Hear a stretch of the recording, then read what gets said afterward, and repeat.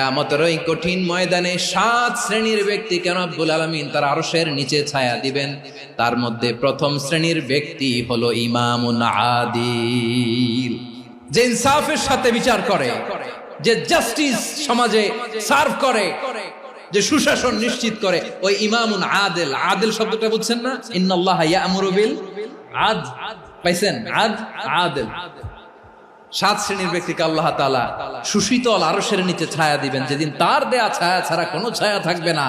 এর প্রথম হচ্ছে ইমামুন আদিল, ন্যায়পরায়ণ শাসক। চিল্লায় বলেন সুবহানাল্লাহ।